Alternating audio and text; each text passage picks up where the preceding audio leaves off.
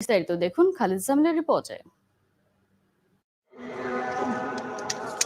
Mirpur academy গ্রাউন্ডের নেটে batter নেই, তার জায়গায় উইকেট বরাবর রঙিন লাইন। সিলেট স্ট্রাইকার্স বোলারদের লাইনে রাখার তালিম দিচ্ছেন দলটার কোচিং প্যানেল। সেটা তাক করেই বল করতে দেখা গেল সবাইকে, তবে সেখানে ছিলেন না মাশরাফি। কাজটা অবশ্য করার দরকার পড়ে না তার। একটানা এক জায়গায় বল করে যাওয়ার অবিশ্বাস্য ক্ষমতা আছে সাবেক টাইগার কাপ্তানের। তাছাড়া শর্ট রান আপে বল করেও পেস ধরে রাখার আশ্চর্য ক্ষমতা আছে তার। বাকি বোলাররা যখন নিজেদের নিশানা ঠিক করতে ব্যস্ত, ম্যাচ তখন ঘাম ঝরিয়েছেন জিমে।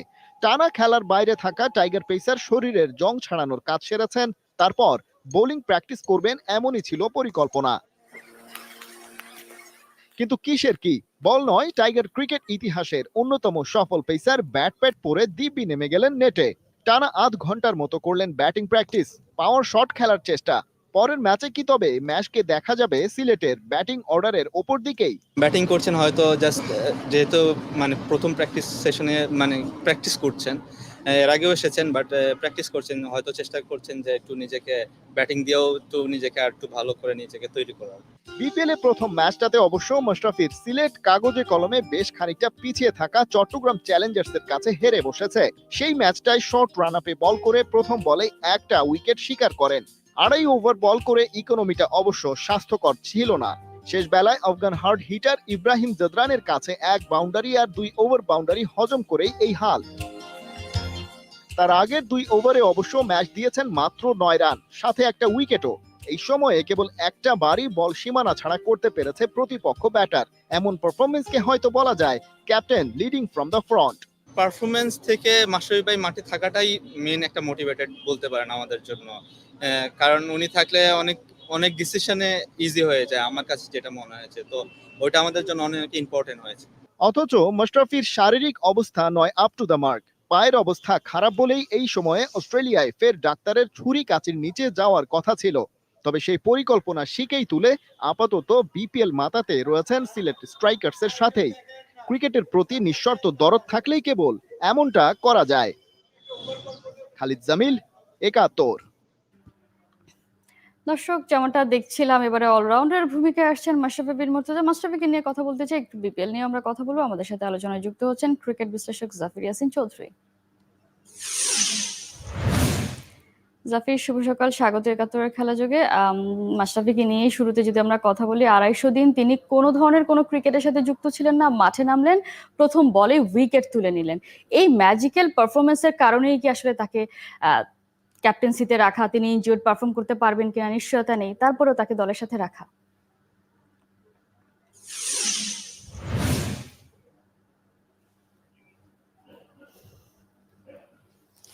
জাফির, আমরা শুনতে পাচ্ছি না, ডিভাইসটা আনমিউট করতে হবে। I think Mashrafe is like a very good leader. Obviously, at the first place, the way he leads, I think it's one of the best thing. Jekono teamer jonno, I think it's one of the best thing to have Mashrafe around, and she Bangladesh team ke jeভাবে service diye geche, I think that matters a lot. এবং I think the way he have done whatever he have done for Silas Strikers last year, obviously that was incredible. So সেই point of view থেকে I believe যে Mashrafe যেভাবে তার টিমটাকে service দিচ্ছে, I think that's incredible. For a player like Mashrafe, I don't think that he needs practice. আমি বিশ্বাস করি যে whenever he's fit, I think সে যদি তার rhythm-এ থাকে, anything is possible for him. So like him picking up the first wicket, I'm not honestly that much surprised. I believe যে তার মধ্যে সেই capability আছে, and I think he's still like very good honestly. And more importantly, I think at this moment of time, obviously age বাড়ার সাথে সাথে, and with obviously a lot of injuries coming up, I believe যে তার experience এখন it's like much more important for Silas Strikers at this moment of time rather than his bowling or probably his fielding or his batting. The way he manages the whole team, I think সেই জিনিসটাই হচ্ছে Silas Strikers, they will be using it in a much more way. And obviously আমরা যদি বাংলাদেশের পার্সপেক্টিভে দেখি, I think Mashrafe is like the most successful captain of Bangladesh. Stats সেটাই আমাদেরকে বলে. So obviously I don't think যে এইসব সবগুলো factors, looking into all these factors, I don't think যে there is no way we can honestly complain about the legend. যেটা আসলে আমরা দেখছিলাম যে গতকাল তিনি প্র্যাকটিস করেছেন কিন্তু বোলিংটা প্র্যাকটিস করতে পারেননি, ব্যাটিং করেছেন। একটা ফ্র্যাঞ্চাইজি তো আসলে সবসময় চায় দিন শেষে ট্রফিটা যেন আসলে তারা ঘরে তুলতে পারে, ক্যাপ্টেনের কাছ থেকে সেই ধরনের পারফরমেন্সটাও চায়। মাশরাফির কাছ থেকে আসলে তার দল কি চায়? যদি দেখি যে সিলেট 10 বছরে 6বার তাদের নাম পরিবর্তন হয়েছে, তার মানে মালিকানা পরিবর্তন। সেই মাশরাফিকে যখন ক্যাপ্টেন্সি দেওয়া হয়েছে তখন দলটা ফাইনাল খেলেছে। এই ভরসা থেকেই কি মাশরাফির উপর এই যে চাপিয়ে দেয়া ক্যাপ্টেন্সি বা একটা এক্সট্রা দায়িত্ব? প্রথমত ফ্র্যাঞ্চাইজি লিগ গুলো অনেক শর্ট পিরিয়ডের জন্য হয়, এবং এটা শর্ট পিরিয়ডের সবচেয়ে ইম্পর্টেন্ট ব্যাপার যেটা দাঁড়ায় সেটা হচ্ছে আপনার কাছে একজন ভালো ক্যাপ্টেন থাকা। So obviously I think Sylhet স্ট্রাইকার্সের কাছে সবচেয়ে বড় অ্যাসেট সেটা হচ্ছে having Mashrafe, and I think he is like the best captain present in Bangladesh. So without a doubt I think যে there is no doubt that you have like one of the best captains out there. So I think Sylhet তাদের প্রথম যে tick মার্কটা দেওয়া যে having the best captain, I think তারা obviously they are 100 in 100 out of it. প্রথম ব্যাপার হচ্ছে সেটা। সেকেন্ডলি with সিলেট স্ট্রাইকার্স এর নামটা যদি আমরা দেখি, there were a lot of franchises in Silet, especially Silet Sixers and a lot of other teams.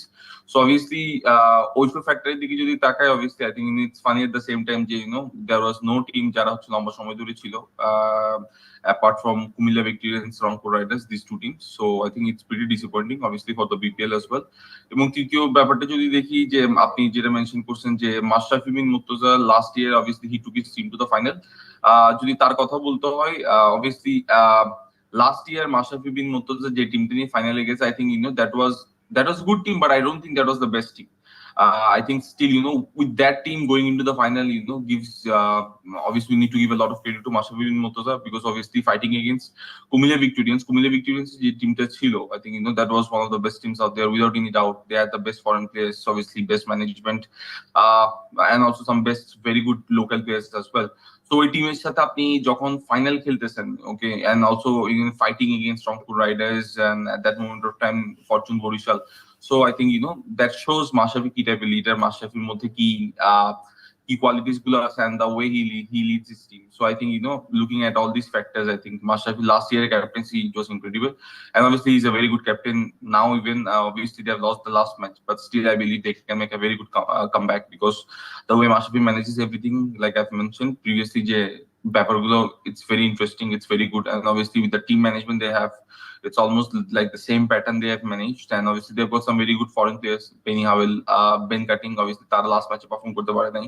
তারা যদি লাস্ট ম্যাচে পারফর্ম করতে কিছুটা, I think it could have been a different ball game for Mashrafe, and obviously তাদের misfielding they have got that have costed the game. But apart from all this, I think Mashrafe can do really good in this season. He's like a very good he have got a very good character. He's a very good leader. He's like the best captain out there. So I don't think Silet strikers will be suffering much. I think it's just the first game. So যদি তারা আর কিছু time পায়, I think they can bounce back very very strongly. নিশ্চয়ই। এবার যদি আসলে ছোট্ট করেই জানতে চাই যে মাশরাফি নিজেকে কেন আসলে ঝুঁকিতে ফেলছেন? আগেও দেখেছি মাশরাফির আসলে পুরো ক্যারিয়ারটাই ইনজুরির সাথেই তো তিনি আসলে লড়েছেন, কিন্তু সেটা তো দেশের জার্সিতে ছিল, সেখানে একটা অন্যরকম দায়বদ্ধতা ছিল। এখন আসলে কেন এই ঝুঁকিটা নিচ্ছেন?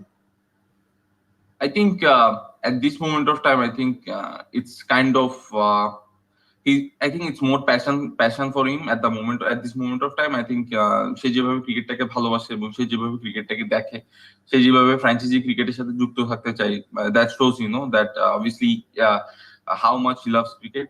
At this moment of time, I don't think being an MP it's necessary for him to come and play franchisee cricket, but still এখনো সে করতেছে।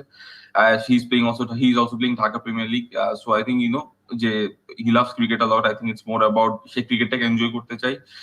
He wants to make sure that his passion is always there, and obviously I think at the same time it keeps him fit, it keeps him going, and I think sports is such a thing যে আপনার যতই খারাপ দিন যাক না কেন, obviously it keeps you going, it keeps you moving, and it's I think a great motivation whenever you are working on and off the field. So I think that's what it is for him at the moment of time. I don't think যে এই মোমেন্টে it's very much necessary যেখানে হচ্ছে সে এত pressure নিয়ে cricket খেলতেছে, but I think it's more about he's just enjoying his time, he's just enjoying the cricket, he's just enjoying the franchising stuffs.